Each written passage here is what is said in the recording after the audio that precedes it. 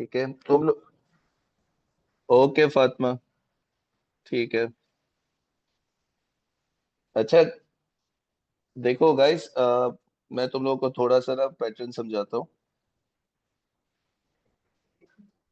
पहले, सबसे पहले, यू पीपल शुड नो कि आपका जो ओ लेवल्स है, अकाउंटिंग है, उसमें क्या पेपर्स होते हैं, कितना टाइम होता है, कैसे होते हैं। तो थोड़ा पहले पेपर पैटर्न के बारे में हम डिस्कशन कर लेते हैं। तो हमारे पास जो है वो ओ लेवल्स अकाउंटिंग के अंदर अगर हम बात करें, तो हमारा जो सिलेबस कोड होता है इट इज 7707। ठीक है, हमारा पाकिस्तान के अंदर। बट आईजीसीएसई के अंदर इस 7707 को हम 0452 कहते हैं। ठीक है, तो 7707 अप्रोक्स 2019 या 2018 से 7707 हुआ था हमारा कोड। बट 0452 जो है वो आईजीसीएसई है, और वो शुरू से ही जो है वो 0452 पे चलते हैं। तो इससे कोई फर्क नहीं है, सिर्फ कोड डिफरेंट है। कोड डिफरेंट है, लेकिन हमारा जो है वो पेपर क्या रहता है, सेम रहता है। सेम डे पे पेपर होता है और सेम पेपर होता है। ठीक है।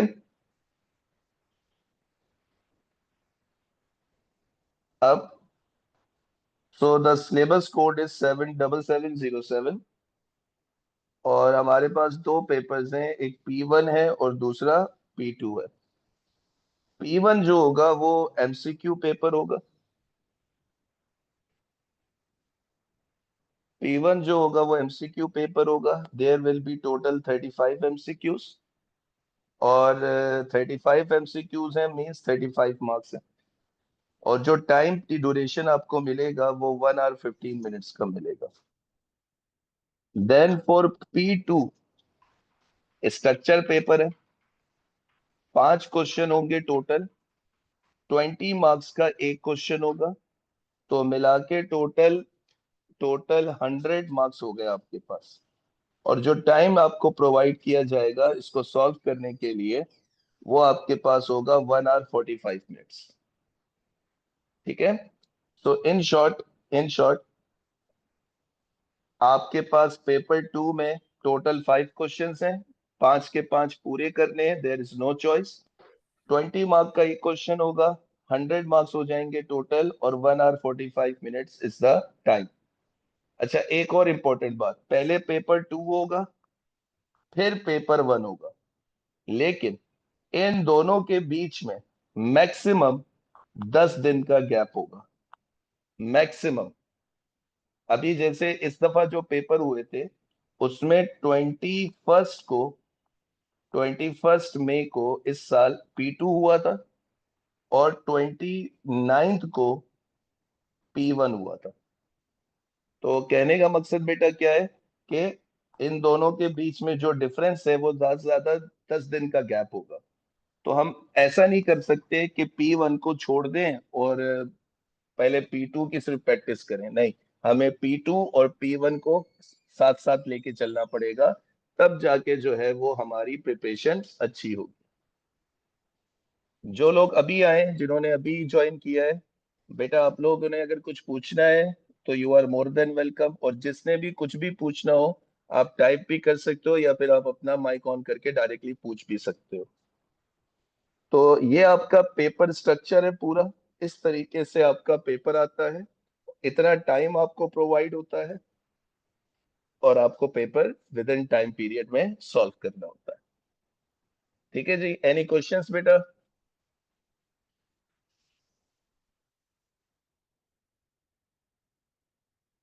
आप लोगों में से कोई ऐसा है जो अकाउंट्स पहली दफा पढ़ेगा?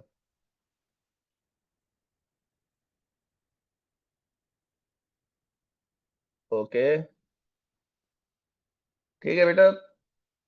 मैं, किसी को अकाउंट्स बोरिंग लगता है?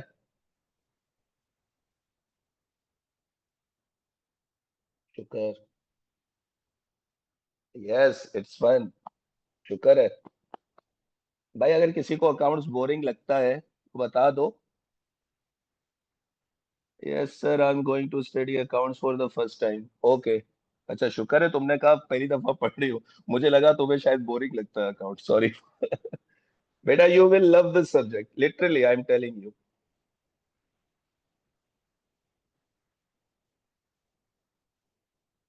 तुम लोगों को बहुत मजा आएगा। चलो, आ, तुम लोग कॉपी कर रहे हो या फिर मैं बाद में पीडीएफ शेयर कर दूं तुम लोगों से?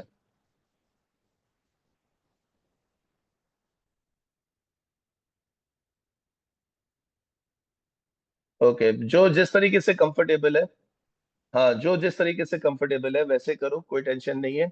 देखो मेरी बात सुनो, I will record every class. मेरे पास ना, मैं तुम लोगों को पूरा पैटर्न समझाता हूँ।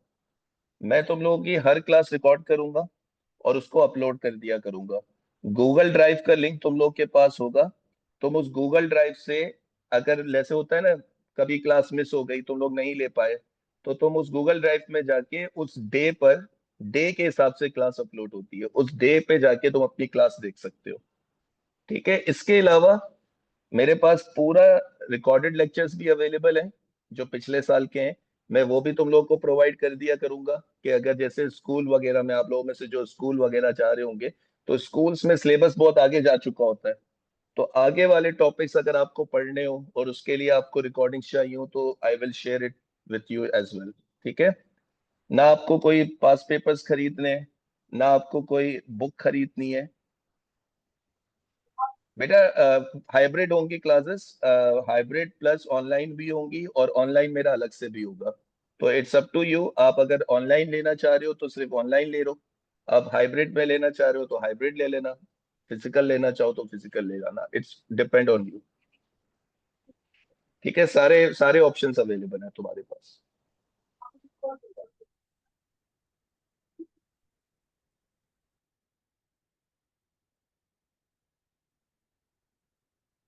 ठीक है अजीम।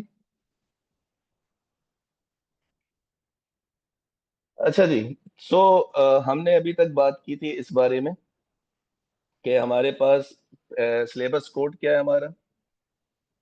जी बेटा, कैन में होता हूँ मैं। दोनों कैंपसेस में हूँ मैं, कैन में पीसीएचएस में भी हूँगा और कैन में मैं डीएचए में भी हूँगा।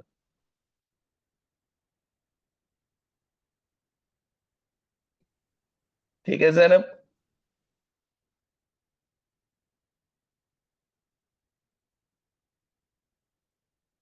तो एनी अदर क्वेश्चन बेटा, किसी ने कुछ पूछना है?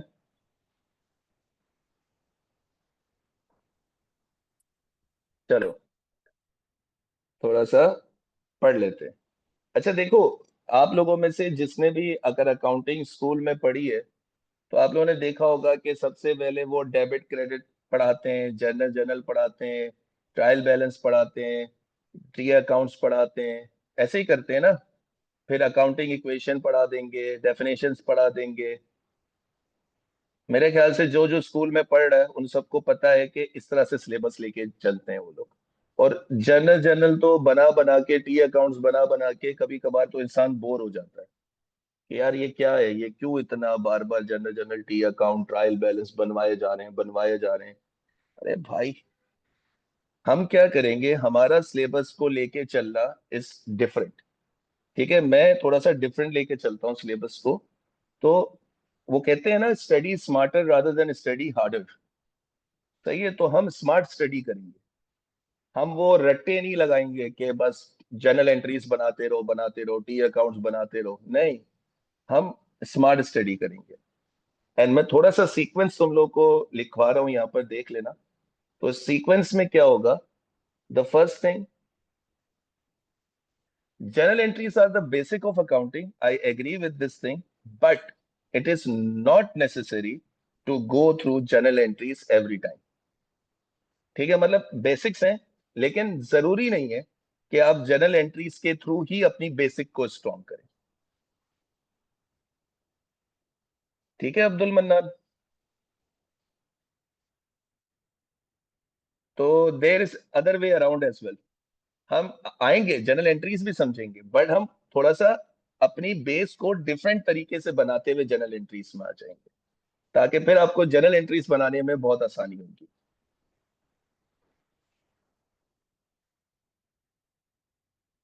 ठीक है बच्चे। नो बेटा, you don't have to make T accounts. देखो, पेपर में ना बनाने को कुछ नहीं आता। अगर आपको टी अकाउंट रिक्वायर्ड होगा ना, तो it will be given to you. T account बना हुआ होगा, आपने फिल करना होगा, ड्रॉ नहीं करना होगा आपको।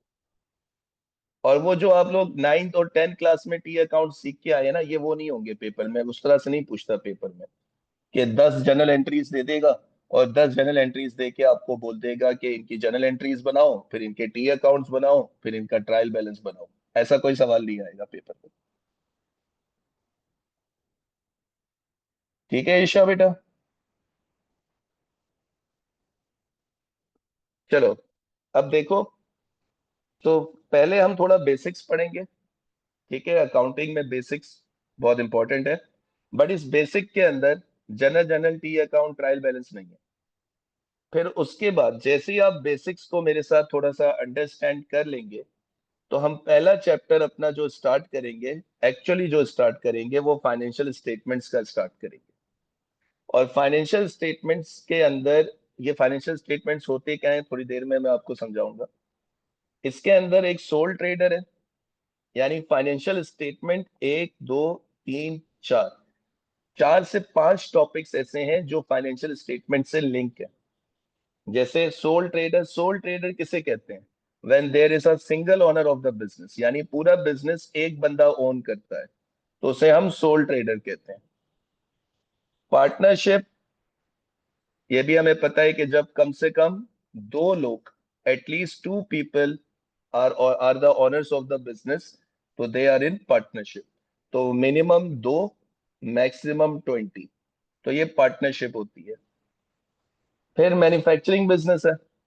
मैन्युफैक्चरिंग बिजनेस, जब आप खुद प्रोडक्ट्स मैन्युफैक्चर करके खुद बेच रहे हो, you are manufacturing them by yourself and you are also selling it by yourself, तो you are a manufacturing company.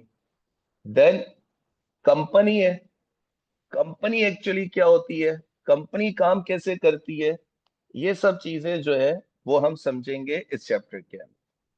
तो थोड़ा सा जो सीक्वेंस है, वो सीक्वेंस मैं तुम लोग को समझा रहा हूँ कि किस तरीके से मैं सिलेबस को लेके चलूंगा आप लोग के साथ। और इसका रीजन भी बताऊंगा मैं अभी थोड़ी देर में। देन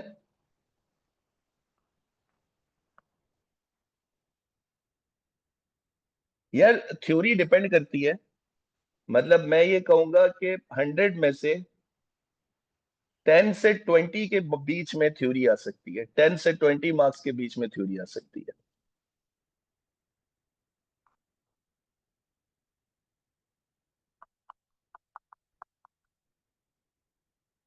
ठीक है।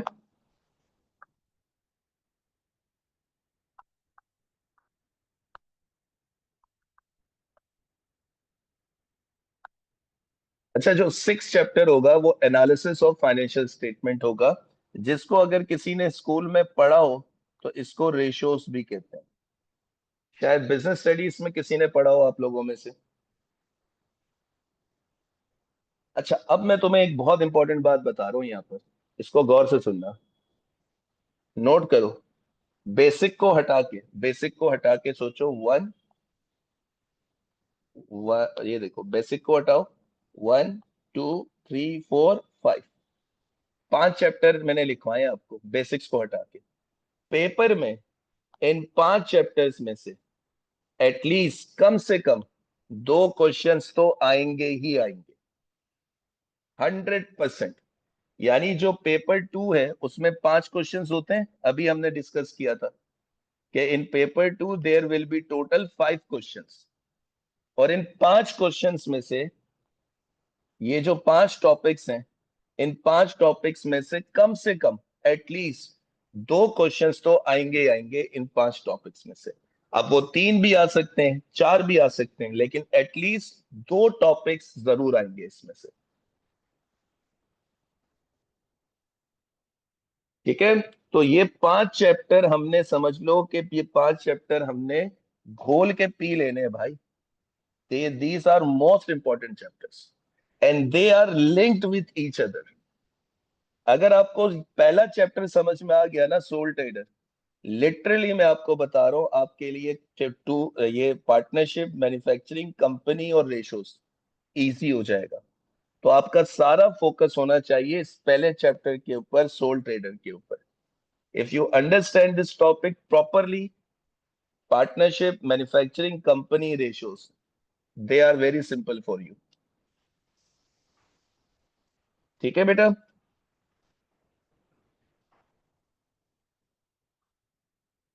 कोई क्वेश्चन है तो पूछें।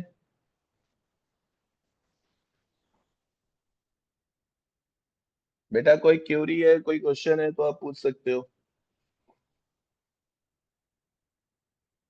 ठीक है, ठीक है।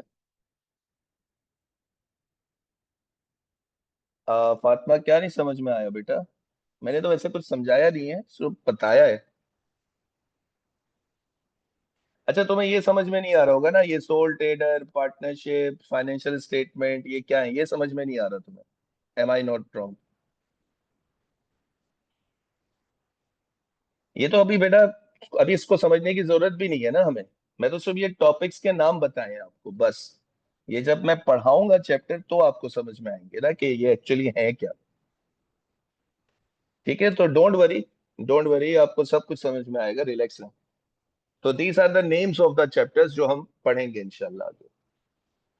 अच्छा गाइस, अब थोड़ा सा पढ़ लेते हैं ताकि आपको थोड़ा सा अकाउंटिंग का पॉइंट ऑफ व्यू भी क्लियर हो जाए।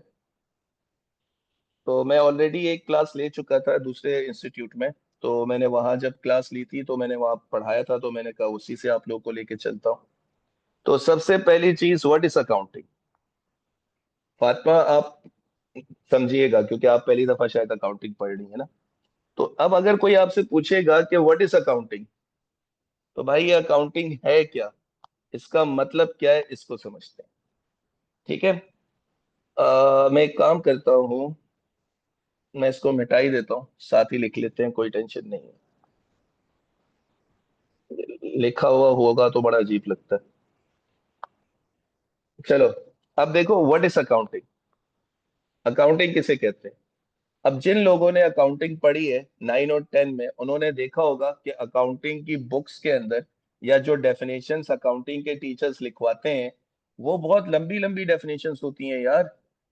समराइज करना, रिकॉर्ड करना, ट्रांजैक्शंस को, पता नहीं क्या क्या वर्ड्स उसमें इन्वॉल्व होते हैं, और एक लंबी सी डेफिनेशन अकाउंटिंग की गिवन होती है।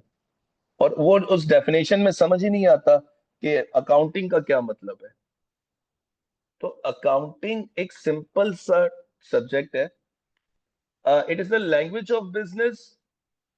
नहीं, लैंग्वेज ऑफ बिजनेस तो नहीं है बेटा ये।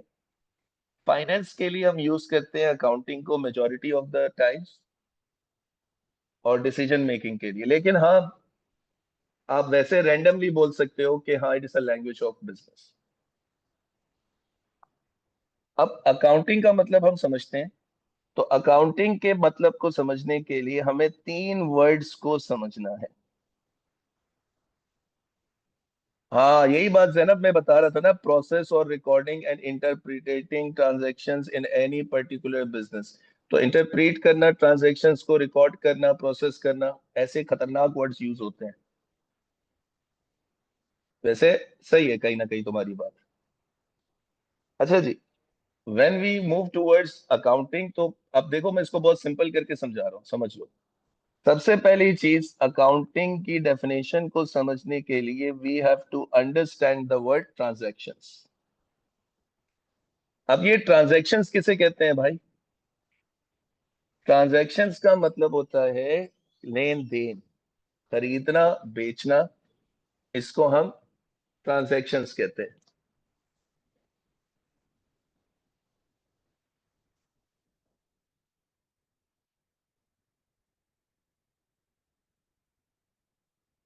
अच्छा, अब देखें हमारे पास, सबसे पहले इस ट्रांजैक्शंस, ट्रांजैक्शंस का मतलब होता है लेन देन, गिव एंड टेक। ठीक है। अब जैसे फॉर एग्जाम्पल हमारे पास जो है, फॉर एग्जाम्पल हमारे पास जो है वो, हम कोई शॉप पे जाते हैं, कोई शर्ट खरीदते हैं। अब हमें शर्ट पसंद आ गई है, तो हमने शर्ट खरीदनी है। हम शॉपकीपर को पैसे देंगे, वो हमें शर्ट दे देगा। तो ये क्या हुआ, ये गिव एंड टेक हुआ। आप बिजली का बिल पे करते हैं, तो आपने पूरे महीने बिजली इस्तेमाल की है तभी पे कर रहे हैं। तो बिजली का बिल पे करना इज ऑल्सो अ ट्रांजेक्शन। कोई चीज खरीदना इज ऑल्सो अ ट्रांजेक्शन। कोई चीज बेचना इज ऑल्सो अ ट्रांजेक्शन। ठीक है। तो ट्रांजेक्शन का मतलब होता है गिव एंड टेक, लेन देन जिसे हम कहते हैं। अकाउंटिंग कहती है कि जब भी ट्रांजैक्शन हो, यानी लेन देन हो, आप उसे फौरन अपने पास क्या कर लोगे, रिकॉर्ड कर लोगे। तो जैसे ही कोई ट्रांजैक्शन होगी आप फौरन से उसको अपने पास रिकॉर्ड करोगे। रिकॉर्ड करने का मतलब अपने पास लिखना है। आप अपने पास अब कंप्यूटर में उसको डेटा लिखें, या आप उसको रजिस्टर्स में लिखें, ठीक है, या सॉफ्टवेयर में लिखें, आपको रिकॉर्ड करना पड़ेगा। तो ट्रांजैक्शंस को हमें क्या करना होता है, रिकॉर्ड करना होता है। और जब आप ट्रांजैक्शंस को रिकॉर्ड करोगे, अपने पास लिखोगे, तो आप उसे एक स्पेसिफिक मैनर में लिखोगे। स्पेसिफिक मैनर एक तरीकेकार है, एक मखसूस तरीका है, एक स्पेसिफिक वे है। आपने उसमें लिखना है। ऐसे नहीं बस प्लस कर दिया माइनस कर दिया, नहीं, दिस इज मैथ्स। अगर आप इसको प्लस माइनस करोगे तो it is maths, right.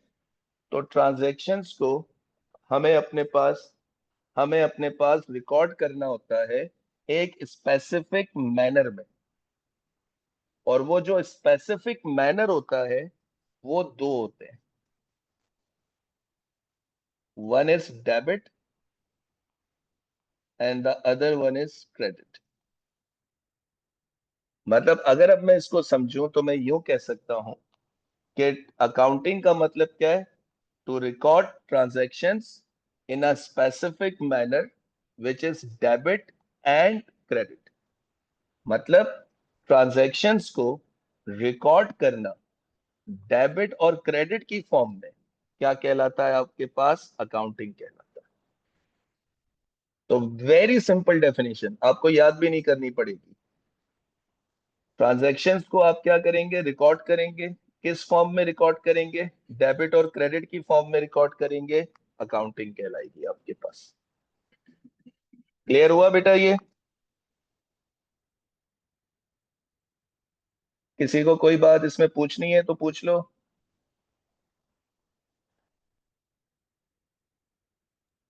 Sir accounting में हमें डेफिनेशंस भी याद करनी होती हैं?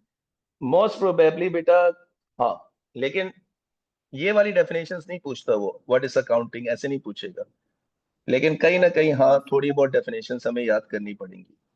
बट डोंट वरी बेटा, मैं इतना सिंपल आपको वो डेफिनेशंस करवा दूंगा कि आपको याद करने की जरूरत नहीं पड़ेगी। Okay sir. अब ये बताओ, तुम्हें ये समझ में आया व्हाट इज अकाउंटिंग एक्चुअली? जी सर, 2 साल पढ़ी है अकाउंटिंग। चलो इंशाल्लाह, डोंट वरी, आ जाएगा समझ में आके। ठीक है। अच्छा जी, मूविंग फॉरवर्ड, अब अगर हम इसको लिखें,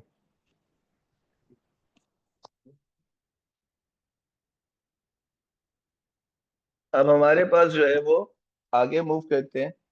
तो अगर हम इसको, सर ठीक है, ये तो समझ में आ गया हमें कि ट्रांजैक्शंस को रिकॉर्ड करेंगे डेबिट और क्रेडिट की फॉर्म में। बट ये डेबिट और क्रेडिट एक्चुअली क्या है? Recording transactions in the form of credit and debit is called accounting. Exactly Fatima, बिल्कुल सही कहा आपने। देखो, अब डेफिनेशन याद करने की जरूरत नहीं पड़ी आपको, आपको खुद ब खुद डेफिनेशन याद हो गई। मैं तो पहले ही कह रहा था भाई पढ़ाता ही अच्छा है। ठीक है जी, आगे चलते हैं। अब देखिएगा, अब समझना ये है कि sir what is this debit and credit, ये तो बताया नहीं आपने। इसको समझते हैं। थैंक यू बेटा। अच्छा देखें, अब जब हम डेबिट और क्रेडिट की बात करते हैं, तो इसका मतलब क्या होता है, ये समझ लो कि ये क्लाइमेक्स है पूरा अकाउंटिंग का। तो इस डेबिट और क्रेडिट को समझने के लिए जो है वो, डेबिट और क्रेडिट को समझने के लिए आप ये समझिएगा, तो ऐसे सुने।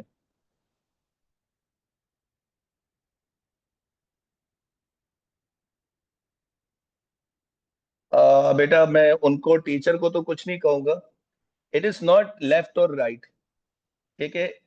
इसको लेफ्ट और राइट कुछ लोग कहते हैं, लेफ्ट और राइट, बट ठीक है बेटा, हर किसी का अपना एक वे होता है पढ़ाने का, तो उनका शायद वे यही है कि वो लेफ्ट और राइट साइड के अकॉर्डिंगली पढ़ाते होंगे, मेरे ख्याल से। बट खैर है बेटा, कोई नहीं, टेंशन नहीं लो। अब आपके पास अच्छे टीचर है ना, आप क्यों टेंशन ले रही हैं?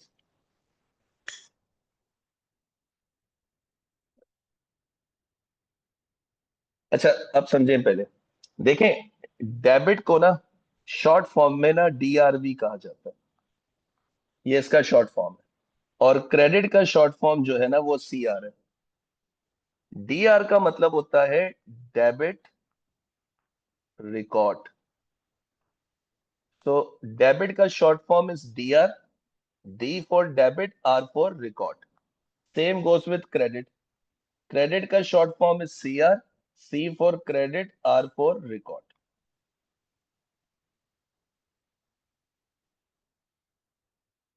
ठीक है भाई, यहां तक क्लियर होता है? तो DR means debit record, CR means credit record.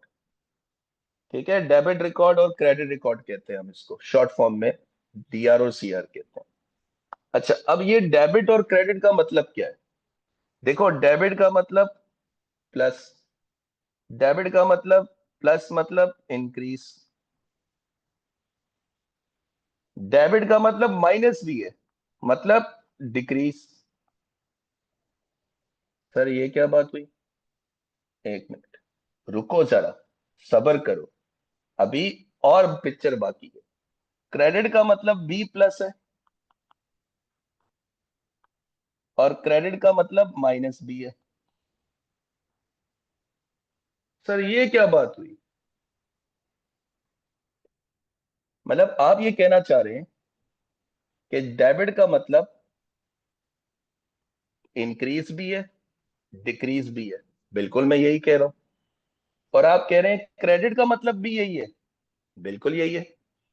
तो हमें कैसे पता चलेगा, हमें कैसे पता चलेगा कि डेबिट कब प्लस और कब माइनस की फॉर्म में यूज होगा, और क्रेडिट कब प्लस और कब माइनस की फॉर्म में यूज होगा? मतलब डेबिट का मतलब प्लस भी है और डेबिट का मतलब माइनस भी है। Same goes with credit, credit का मतलब प्लस भी है, क्रेडिट का मतलब माइनस भी है। मतलब इन दोनों का कोई दीन ईमान ही नहीं है भाई।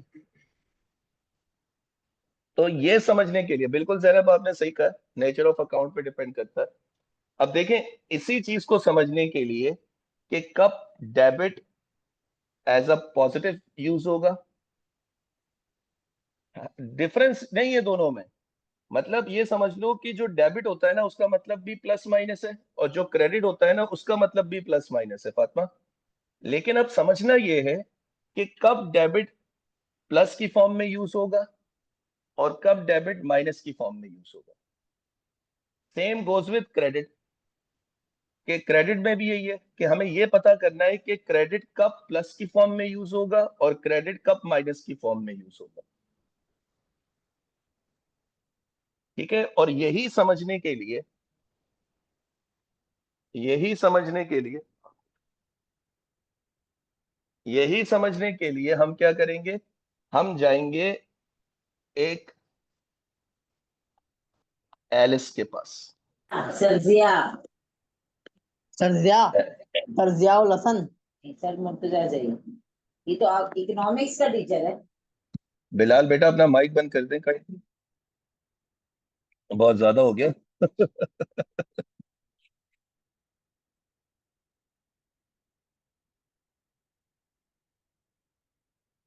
अच्छा जी, अब यहाँ देखिएगा, अब डेबिट और क्रेडिट को समझने के लिए, बिलाल भाई माइक, काइंडली माइक देख लिया करो यार। चले। इट्स फन, इट्स फन, तफरी है। अच्छा जी, अब देखें, अब हम ये समझने के लिए कि ये डेबिट और क्रेडिट कब एज पॉजिटिव कब नेगेटिव यूज होंगे, हम जाएंगे किसके पास, एलिस के पास। यानी एलिस हमें ये समझाएंगी, यानी एलएस से हमें पता चलेगा कि कब डेबिट पॉजिटिव नेगेटिव, कब क्रेडिट पॉजिटिव नेगेटिव यूज होगा। ठीक है, एलएस का मतलब क्या है? एलएस में A for assets, L for liabilities, I for incomes, C for capital and E for expenses. ठीक है, तो एलएस का मतलब हमारे पास क्या होगा? जी बेटा पूछें फातिमा। बेटा माइक ऑन करके भी पूछ सकते हो डायरेक्टली। सर मुझे आपसे लिखा था तो इसलिए हम लोग डेबिट और क्रेडिट को अलग अलग क्यों करते हैं, मतलब एक ही चीज पे यूज करें। बेटा इसका रीजन ये है कि ये जो डेबिट और क्रेडिट है ना, ये एक्चुअली डिपेंड करता है कि ये जब ये एज अ पॉजिटिव यूज होगा ना, तो ये किस जगह एज अ पॉजिटिव यूज होगा वो मैटर करता है। तो उसको समझने के लिए हमें इसको अलग अलग करना पड़ेगा। एलिस इन द बॉर्डरलैंड, इसका नया सीजन आने वाला है, वैसे आपस की बात है। ठीक है फातिमा, क्लियर हो गया तुम्हें बेटे?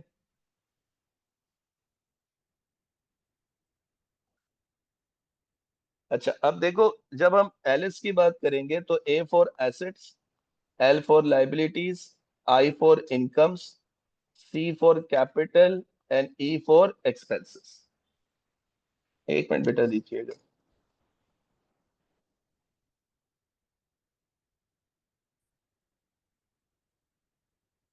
अब एसेट्स, लाइबिलिटीज, इनकम, इनकम्स को रेवेन्यूज भी कहते हैं। ठीक है, तो जो लोग रेवेन्यू को लेके चल रहे हैं तो वो इनकम्स को रेवेन्यू भी समझ सकते हैं। अब पहली चीज जो इसमें समझ में हमने, जो आज की क्लास में हमने समझनी है, एसेट्स है। एसेट्स किसे कहते हैं?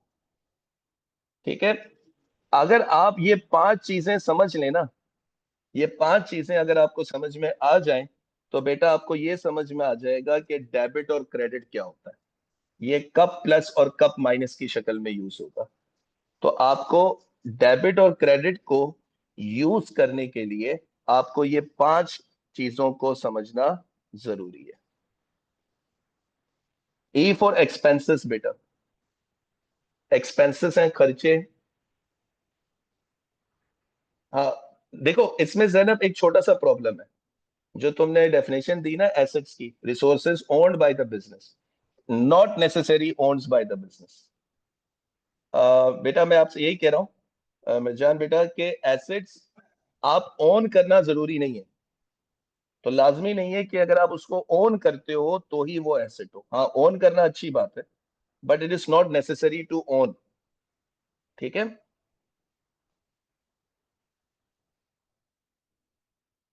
बिल्कुल। अब देखो एसेट्स का मतलब क्या है? एसेट्स को समझने के लिए हम इन तीन चीजों को समझेंगे, रिसोर्स, कंट्रोल, बेनिफिट। जिस किसी चीज में, जिस किसी चीज में अगर आपको ये तीन चीजें नजर आ जाए, जिस किसी चीज में आपको ये तीन चीजें नजर आ जाए, रिसोर्स, कंट्रोल, बेनिफिट, तो आप बोलोगे वो हमारा एसेट है। अब रिसोर्स का मतलब क्या है? रिसोर्स का मतलब होता है कि कोई चीज जो आपके पास है, आपके पर्सनल यूज में, जिसको आप अपने पास लेके आए हो, खरीद के लाए हो, या लेके आए हो, रेंट पे लेके आए हो, वो आपके पास है। तो जो चीजें आपके पास होती हैं वो आपकी रिसोर्सेस होती हैं। जैसे आपका सेल फोन है, इट इज योर रिसोर्स, आपके पास है। आपका घर है, इट इज योर रिसोर्स, भले आप रेंट पे रहते हो, भले आपने खरीदा हुआ हो, डजेंट मैटर, आपके पास है, वो आपका रिसोर्स है। ठीक है, आपके पास गाड़ी है घर में, वो आपका रिसोर्स है। ठीक है, आपके घर में फर्नीचर है, वो आपका रिसोर्स है। तो एवरीथिंग जो आपके पास है वो आपका रिसोर्स है, जिसे आप यूज करते हो। अब रिसोर्स क्लियर हो गया बेटा सबको कि रिसोर्स किसे कहते हैं? वो चीजें जो आपके पास हैं, और आपका उसके ऊपर क्या होना जरूरी है? कंट्रोल होना जरूरी है। ऑनरशिप होना जरूरी नहीं है, कंट्रोल होना जरूरी है। ठीक है, तो हर वो चीज जो आपके पास है, रिसोर्स, उसके ऊपर आपका कंट्रोल होना जरूरी है। अब जैसे सेल फोन है, जब सबसे पहले तुम्हें सेल फोन मिला तो वो सेल फोन तुम्हारा रिसोर्स बन गया। राइट। अब जैसे ही तुम्हारे पास सेलफोन आया, तुमने फौरन से पहला काम क्या किया उसमें? बेटा पासवर्ड तो रखा हुआ होगा ना तुमने। तो जैसे ही तुमने सेलफोन लिया तो तुमने सबसे पहले क्या काम किया? इंस्टा डाउनलोड किया। चलो ये भी अच्छा है। हाँ हाँ, लेकिन कहीं ना कहीं बेटा छुप छुपा के कंट्रोल तो कर ही लेते हैं ना। हाँ एग्जैक्टली exactly. तो ऑनरशिप अब्बा का। Very good very good. तो अब पॉइंट हमें ये क्लियर हुआ कि अगर हमारे पास उस चीज की ऑनरशिप नहीं है तो कोई मसला नहीं है, कंट्रोल होना जरूरी है। अब होता है ना, छुप छुपा के यूज कर रहे होते हो, रात में आपके कमरे से मदनी रोशनी निकल रही होती है, नूरानी रोशनी निकल रही होती है, तो फिर घर वालों को पता चलता है कि आप मोबाइल यूज कर रहे हो। ठीक है। खैर एनीहाउ, तो कंट्रोल का मतलब होता है कि भाई आप उसको अपनी मर्जी से यूज कर सकते हो। ठीक है। अब बेटा हम भी आपकी एज से गुजरे हैं ना यार।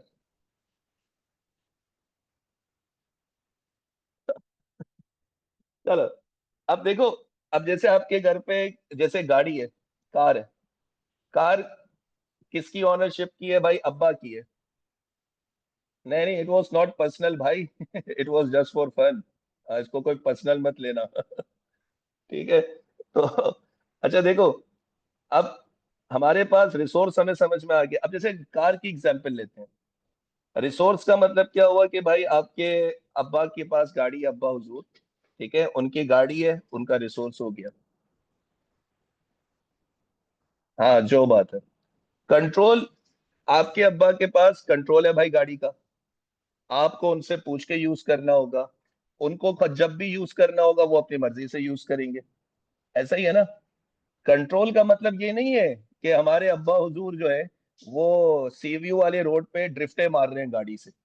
तो कंट्रोल उसको नहीं कहते कि अब्बू जो है वो सीवीयू वाले रोड पे जो है ना वो ड्रिफ्टिंग करने चले गए रात में और बोले कि देखो मेरे अब्बा का क्या कंट्रोल है गाड़ी पर। नहीं, इसको कंट्रोल नहीं कहते। कंट्रोल का मतलब यहाँ पर है कि आप उसको अपनी मर्जी से अपनी मर्जी से इस्तेमाल कर सकते हैं।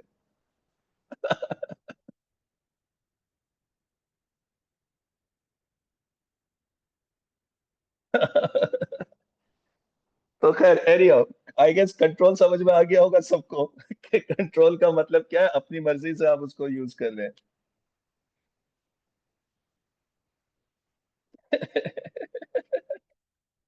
इस पे लाभ रिएक्ट तो मेरा भी बनता है फातिमा। चलो अच्छा जी, अब देखे आखिर में है बेनिफिट। भाई बेनिफिट भी तो मिल ही रहा है ना उससे, फायदा भी हो रहा है आपको। एक जगह से दूसरी जगह आप कंफर्टेबली ट्रेवल कर लेते हो, आ जा सकते हो इजिली। तो कहने का मकसद क्या हुआ कि वो जो गाड़ी है, वो जो कार है, वो कार आपके अब्बा हुजूर के लिए क्या बन चुकी है? एसेट बन चुकी है। क्यों? क्योंकि उसमें रिसोर्स भी है, वो कंट्रोल भी उनके पास है, और वो बेनिफिट भी दे रहा है उनको। तो now that car is actually asset. तो हर वो चीज जिसमें आपको ये तीन चीजें मिलेंगी, आप उसे एसेट बोलोगे। क्लियर हो गई बात यहां तक सबको?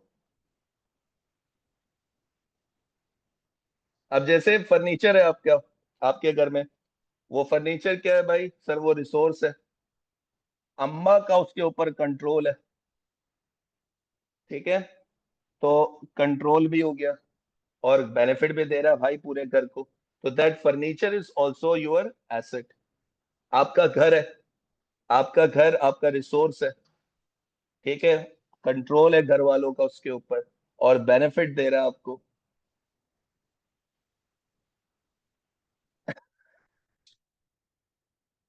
पहली बात उतारना मेहमानों के बैठने के लिए। वो सोफा सेट की बात कर रहे हो ना आप, कि ड्राइंग रूम के अंदर जो सोफा सेट रखा होता है उस पे कूदना मना होता है, उसमें बैठना भी मना होता है। I understand. हम भी इसी सिनेरियो से अभी भी गुजर रहे हैं। तो खैर, तो रिसोर्स, कंट्रोल एंड बेनिफिट, अगर हम इन तीन चीजों को देख ले तो हमें समझ में आ जाएगा एसेट किसे कहते हैं।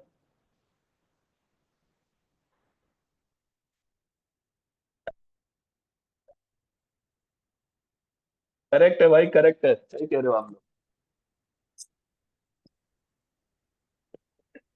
ठीक है गाइस, तो हमें यहाँ पर क्लियर होता है कि एसिड किसे कहते हैं। ईमान बेटा आपका माइक ऑन है, हानिया आपका माइक ऑन है, मुस्तकीम आपका भी माइक ऑन है। काइंडली माइक बंद कर दें बेटा, जब पूछना हो then you can open your mic and ask, ठीक है।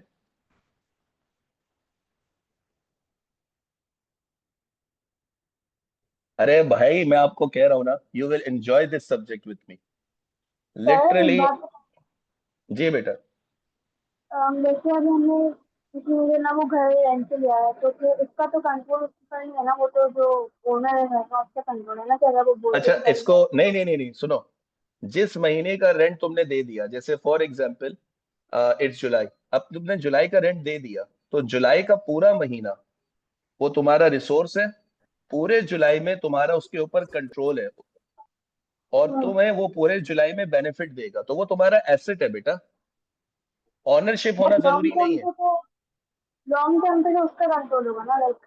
हाँ हाँ, लेकिन जब तक आप उसको रेंट भर रहे हो तब तक वो आपका एसेट है, एसेट उसका भी है, ऑनर का भी एसेट है, लेकिन फाइनली एसेट ऑनर का है, लेकिन फॉर टाइम बीइंग जब तक आप वहां रेंट पे रह रहे हो तब तक वो आपका भी एसेट है।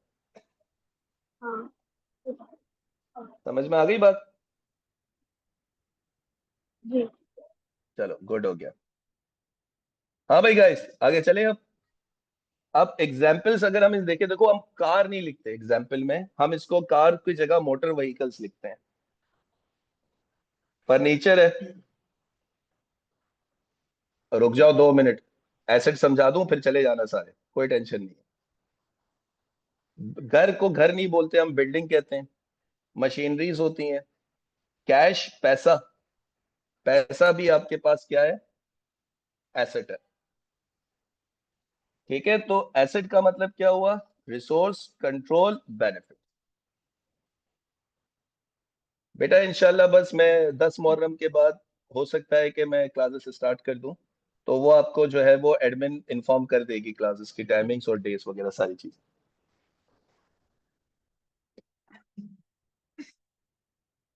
हाँ, घर को हम बिल्डिंग कहते हैं। ठीक है बेटा, मैं कैन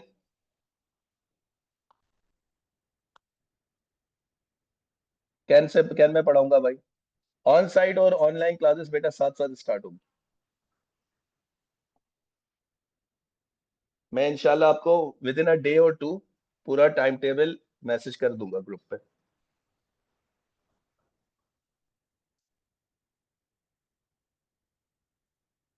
हाँ बेटा, मैं डिफरेंट प्लेटफॉर्म्स पे हूँ, ऐसा नहीं है कि नहीं हूँ, मैं डिफरेंट प्लेटफॉर्म्स में भी हूँ।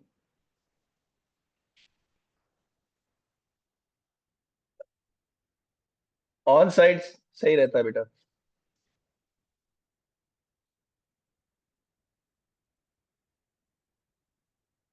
बेटा दोनों, ऑनलाइन भी होगा ऑन साइट भी होगा। जी बेटा, जेटियंस में भी पढ़ा रहा हूँ, बादराबाद कैंपस ओनली। मैंने कहा ना बेटा जैनब के जिस दिन ऑनलाइन होगी उसी दिन से ही ऑन साइट भी क्लासेस स्टार्ट हो जाएंगी। मैं अपना पूरा इंटरव्यू दे दूं। मैं मेरा इंटरव्यू बेटा शुरू में दे दिया था, दोबारा सुन लो। My name is Muzammil Abbas and I am an accounting teacher. और मैं डिफरेंट कॉलेजेस में पढ़ा रहा हूँ, जिसमें सीडर कॉलेज है, दोनों कैंपसेस हैं, पीसीएचएस और डीएचए दोनों में पढ़ा रहा हूँ। क्रेडो कॉलेज में पढ़ा रहा हूँ, बीकन हाउस में पढ़ा रहा हूँ। और फिलहाल तो इतना ही है, बाकी देखते हैं। इंशाल्लाह बेटा बहुत मजा आएगा आपको। चलो अब लास्ट, थोड़ा सा लास्ट टॉपिक पढ़ लेते हैं। बेटा आपकी बात जो आपने की है कि आप बहुत अमीर हैं, ठीक है, अल्लाह आपकी जबान मुबारक करे, ठीक है। और आपके मुंह में घी शक्कर। नहीं बेटा, जेटियंस डीएचए में नहीं हूँ, डीएचए में I am only teaching in can.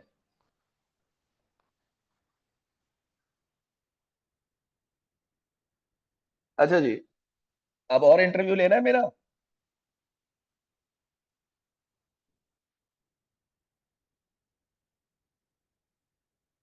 चलो अब मैं पढ़ा लेता हूँ, आ जाओ। Doctor toothpaste, doctor toothpaste. आपके टूथपेस्ट में नमक है।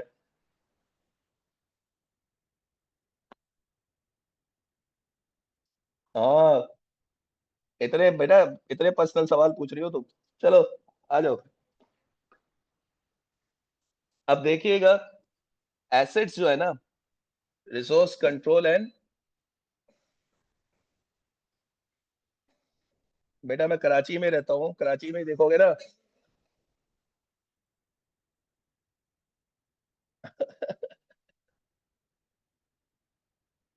चलो अब यहाँ सुनो। अब जो ये एसेट्स होते हैं ना, इसको अगर हम बेनिफिट के हिसाब से डिस्ट्रीब्यूट करें। प्यास लग रही थी बेटा, प्यास लग रही थी, तभी मौसम्बी का जूस पी रहा था।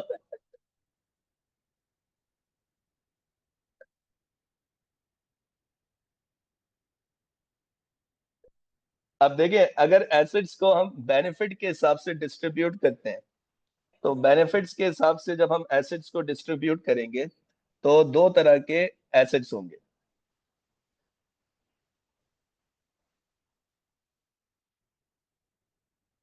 अब बेनिफिट्स के हिसाब से जब हम एसेट्स को डिस्ट्रीब्यूट करेंगे, तो हमारे पास दो तरह के एसेट्स होंगे, एक करंट एसेट होगा और एक नॉन करंट एसेट होगा। अली, जैनब, बेटा अभी थोड़ा सा पढ़ाई पे ध्यान दो, फिर बात करते हैं, ठीक है।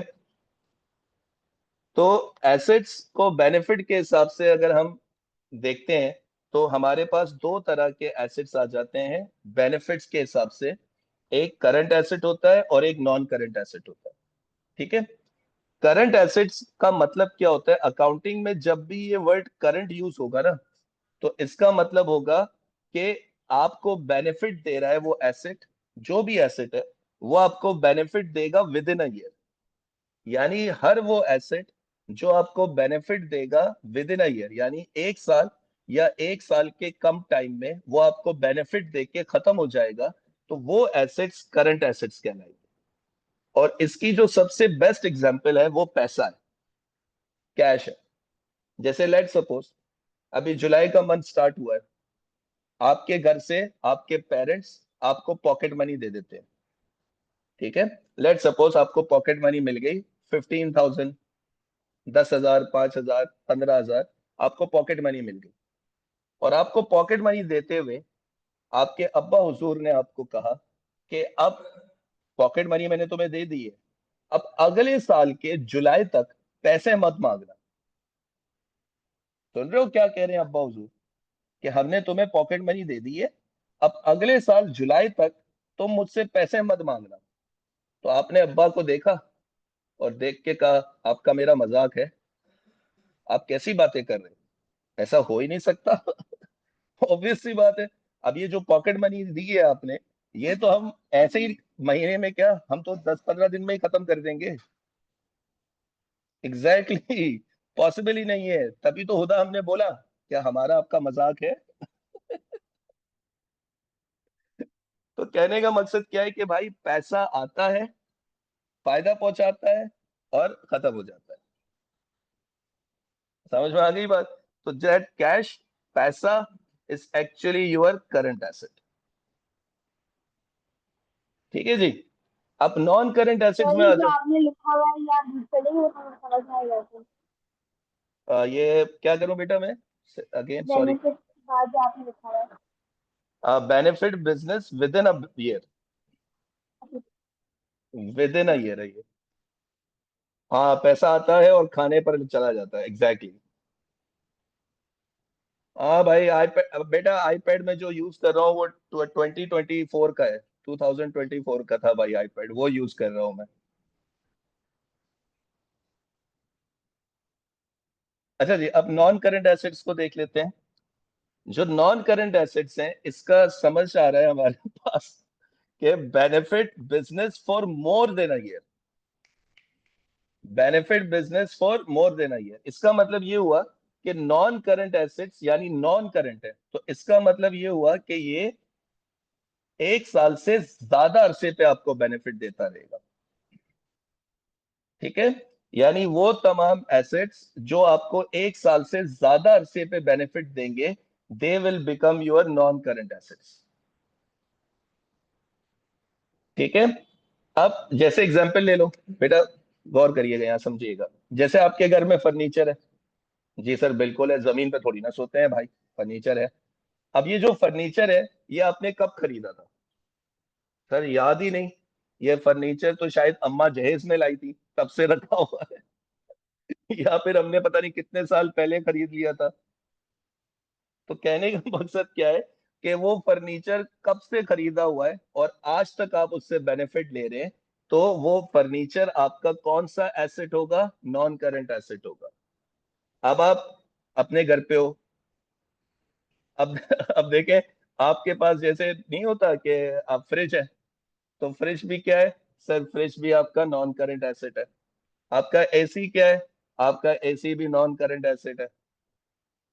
मुस्तकीम बेटा, तुम्हें कुछ नहीं मिलने वाला मेरे पास से, तुम जितनी भी बटरिंग कर लो।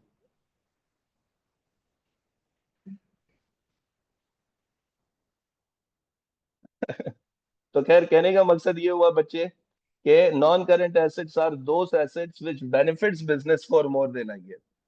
ठीक है। तो जैसे मोटर व्हीकल है, गाड़ी है, वो आपका नॉन करंट एसेट है। ठीक है। आपके पास फर्नीचर होता है, वो नॉन करंट एसेट होता है। कोई बिजनेस है, अली, जैनब, खुदा, मैंने कहा था ना थोड़ी देर बेटा पढ़ाई पे फोकस कर लो। आई नो तुम लोगों ने ये पढ़ा हुआ है, फिर भी थोड़ा सा फोकस बेटा। अब जैसे कि एग्जांपल ले लें नॉन करंट एसेट से, मैंने आपको कहा कि फर्नीचर हो गया, आपके पास मोटर व्हीकल गाड़ी है, वो भी नॉन करंट एसेट है। इसी तरीके से एक और एग्जांपल ले लें, जैसे बिजनेस है। बिजनेस में जो आपके पास मशीनरीज होती हैं, वो मशीनरीज भी क्या है बिजनेस के लिए? नॉन करंट एसेट्स हैं। ठीक है। तो non current assets are those assets which benefit business for more than a year, 1 साल से जायद अरसे पे जो बेनिफिट देते हैं। ठीक है जी। तो I guess we are clear about it, what are assets, what are current assets and what are non current assets. ठीक है। कुछ पूछना है इसमें? पूछ लो।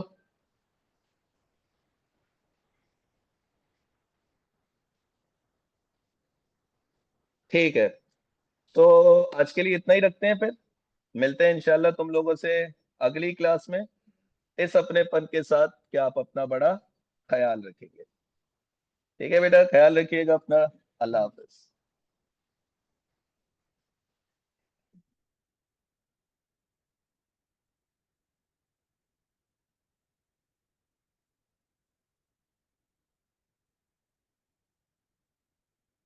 इंशाल्लाह बेटा जरूर मिलेंगे फिजिकल क्लास में।